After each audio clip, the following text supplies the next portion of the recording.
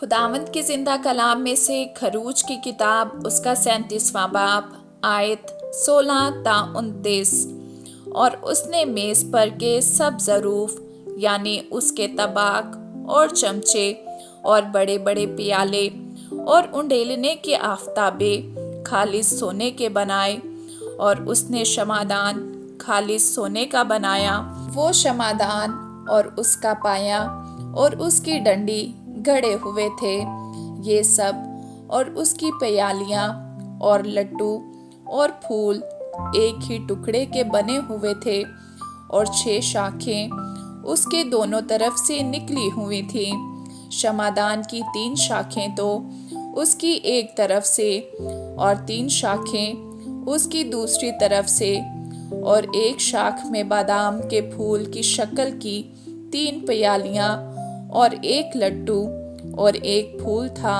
और दूसरी शाख में भी बादाम के फूल की शक्ल की 3 प्यालियां और एक लट्टू और एक फूल था। गर्ज उस शमादान की 6 शाखों में सब कुछ ऐसा ही था। और खुद शमादान में बादाम के फूल की शक्ल की 4 प्यालियां अपने अपने लट्टू और फूल समेत बनी थीं। और शमादान की 6 निकली हुई शाखों में से हर 2-2 शाखें और एक एक लट्टू एक ही टुकड़े के थे। उनके लट्टू और उनकी शाखें सब एक ही टुकड़े के थे। सारा शमादान खाली सोने का और एक ही टुकड़े का गढ़ा हुआ था। और उसने उसके लिए 7 चिराग बनाए और उसके गलगीर और गुलदान खाली सोने के थे। और उसने उसको और उसके सब ज़रूफ को एक कंतार खाली सोने से बनाया। और उसने बखूर जलाने की कुर्बानगाह कीकर की लकड़ी की बनाई। उसकी लंबाई 1 हाथ और चौड़ाई 1 हाथ थी, वो जो खुंटी थी। और उसकी ऊंचाई 2 हाथ थी। और वो और उसके सींग एक ही टुकड़े के थे। और उसने उसके ऊपर की सतह और गिरदा गिर्द की इतराफ और सींगों को खाली सोने से मंढा।